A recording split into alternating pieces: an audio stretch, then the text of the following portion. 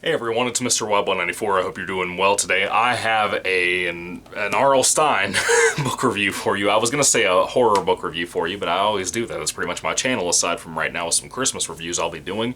Yeah, I'm going to be doing some Christmas book reviews. Of course, this will be the first one I do here on the channel. I plan on reviewing some other stuff. There is one other book I'm really looking forward to called Secret Santa. It is an actual horror book. A lot of other stuff are straight up Christmas books and different things like that. It's probably not going to be a big interest to a lot of you folks out there. Of course, my channel covers mainly horror, a little bit of thriller and mystery. I almost dropped my book. Some sci-fi, some comics, different things like that. Trade paperbacks, short stories, all kinds of different things. Christmas time is my favorite time of the year. I love December. My wife and I celebrate this so tremendously. We love it so much. I have so many movies to watch, so I'm going to slow down probably a bit with the different things I'll be reviewing this month because I have so much I want to watch. On my other channels, I want to do some Christmas horror movie reviews to catch up, and also my main Christmas movies like Jingle All the Way, The Santa Claus, all that stuff that I love so tremendously. I've been watching every year of my life since I was a kid. Anyway, right now I have the first book review for Christmas time for you guys. I hope you're having a great December so far. It's like the third or fourth of the whole year so far, day-wise, of December. This is a horror book from R.L. Stine. It's part of one of his series before Goosebumps. There was Fear Street, and there was another one called Point Horror. Point Horror, of course, was not, as far as I know, created by R.L. Stine, but he wrote entries for that. It wasn't like a monthly thing by him, but every once in a while he'd put out a new book from that particular series. They're pretty much the same thing as Fear Street. Each book is pretty much a standalone little murder, thriller, mystery type of thing. This one is called Point Horror, The Snowman. I don't know when it came out. I assume about 91 or so, according to the copyright page, of course.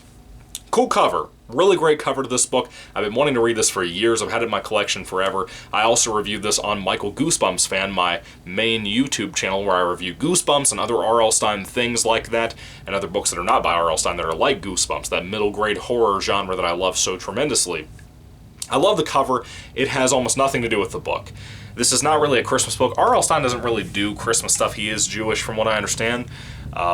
He is not a Christmas guy. There's no discussions in here about decorations and different things like presents and Jesus Christ or anything like that. There's just kind of, it's snowing outside, you know? And there's a lot to do with that. To really start off this book, I'm assuming, I've never read a Fear Street book. I plan on doing some of those this year and doing some reviews here on the channel and on the Michael Goosebumps Fan channel for the exact same books. So for me, I had some interest and intrigue in this book. I'll tell you right now, I'm pretty disappointed with it. It started out in a really great note. I was very intrigued with what was going on. The snowman is actually a character in this book. It's not about like a killer snowman like I thought it would be. From what I've experienced of Point Horror so far, I've read two books. Halloween Night, which is also R.L. Stine.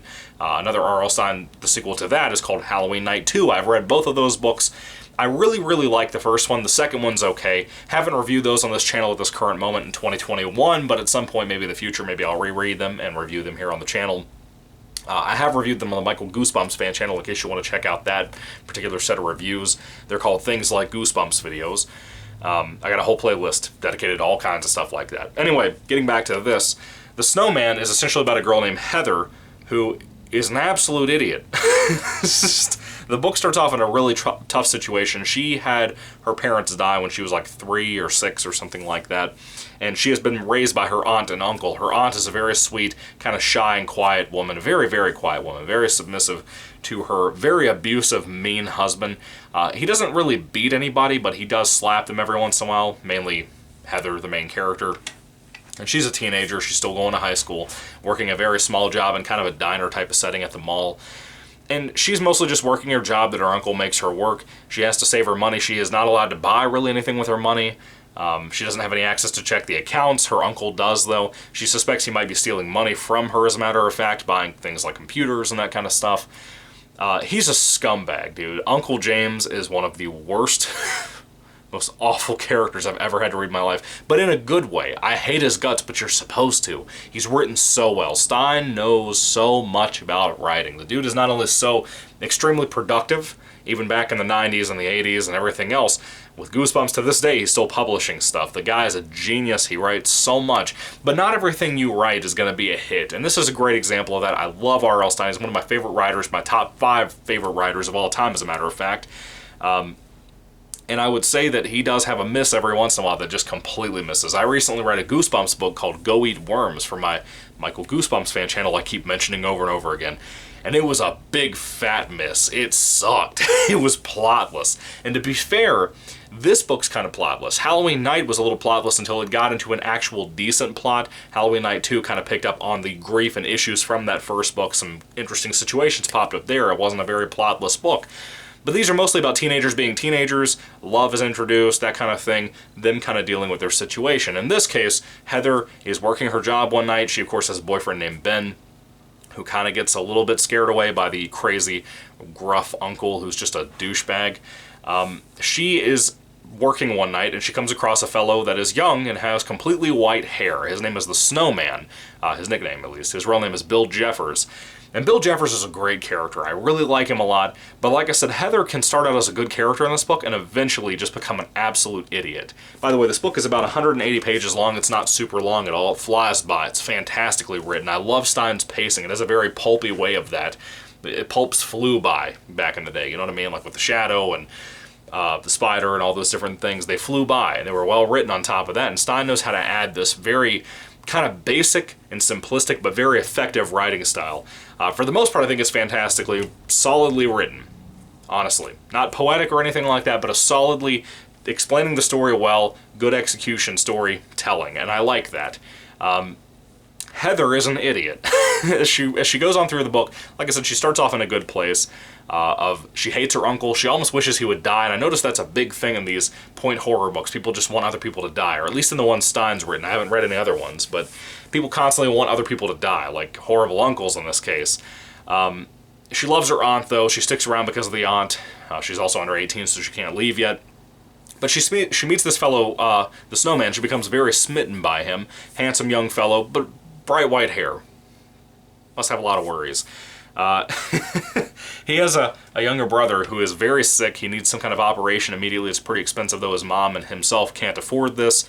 And he keeps having to borrow money from Heather to pay for his own lunch, for example, that first time he meets her, or to pay for this or pay for that. Kind of red flags, but I still like the Snowman as a character. Great character throughout this book. And he apparently also has a mom who is a nurse, kind of a live-in nurse at an old lady's place. She works a couple of jobs, as a matter of fact, so he doesn't get to really see her a whole lot. But he's so worried about his brother. And he kind of starts having a relationship with Heather. They start going on dates out in one field, which is where this Snowman cover, not just the title's his nickname, but this whole cover of building the snowman, the head falling off and all that, is done. It's kind of a misrepresented book because of the cover, but the cover is like the only iconic scene in the book that you could really do anything with. I'll tell you this, there's some decent twists in here that got to me, but Heather being constantly stupid throughout this book is what ruins it, frankly. I think it's a rough read when you start getting about halfway through because of the stupid choices she makes. It's interesting. It's interesting. Now, there's also a situation going on, too, where the big mystery here is that a black Taurus vehicle is following Snowman and Heather around as they go on dates and whatever. Even when she's by herself, sometimes they're kind of following around. She doesn't know who it is, doesn't know if it happens to be the ex-boyfriend Ben, even though he doesn't own a Taurus. Maybe he's borrowing this car from somebody else. Doesn't know if maybe it's somebody her uncle knows or something. She doesn't really know. It's kind of creepy in a little bit of an aspect. They kind of follow her around on dates and stuff with the Snowman. And like I said, there's that whole love triangle thing going on. I think a lot of young readers, because this is more of a YA thing back in the day, young adult readers had things like Fear Street, and they had things like this. Middle grade was more a Goosebumps type of thing for kids. This has a lot to it. It's not extremely... There's not really any gore at all in it, as a matter of fact. There's not really any hardcore violence or anything like that in here. It can get a little tense towards the end of the book, but stupid choices mean stupid finales, I guess. The ending has something very stupid in it. I mean, just... Stupid is a big word to apply to this book, and I hate that because I did enjoy most of this book. I do want to make that very clear. For about 3/4 of the book, even though Heather's an idiot, I enjoyed a big chunk of the book. I like a lot of these characters, and some characters I love to hate, like Uncle James, and whoever this Taurus person is very interesting. I had a good time with a lot of the book. I don't hate the book at all. It's just, it's not a home run. It's not really the book I wanted to start off December with, but I'm glad I read it now rather than later on in the year. it is what it is. You know, The Snowman is just a fine read. It's decent, doesn't really have any kind of extremely significant value to it. If you want to check it out, if it sounds appealing to you, check it out. You might like it, but I don't really recommend it. I like Halloween Night 1 and 2 way more than this. This thing is kind of dull compared to those, but it's a decent read. It has some kind of value and entertainment value mainly to it. So if I had to rate The Snowman by R.L. Stine from the Point Horror series on a 5-star basis, I would probably give it about a 3 out of 5 stars. It's the same rating I gave it on my Goosebumps, or Michael Goosebumps fan channel review for it. It's not great. It's really not that good. It's just decent. It's about as decent as it gets. It's got a beginning, middle, and end. Kind of starts off plotless for a while. It is what it is. As long as I'm having fun, or I have somebody to hate, or I have a decent mystery, that's all I really want from a book. I just want to be entertained. I don't need poetic writing and everything else. This is fine. It's satisfying for the most part. There are a couple of stupid things in this that almost ruin it a couple of times. But even so, what are your thoughts on R.L. Stine? What are your thoughts on The Snowman? If you've read this, what are your thoughts on Point Horror as a series? Do you like Point Horror books more than you like Fear Street books? I'd be kind of curious to see what people would think of that. I've not read any Fear Street horror yet. I plan on reading some of those books this year, God willing, and reviewing them. I have Silent Night 2 and 3. I just ordered number 1 coming in at some point. I plan on reviewing those for both channels. But anyway, what are your thoughts? Put them down below. What would you rate this book if you've read it? Thank you so much for watching, guys. God bless you. Merry Christmas, and goodbye.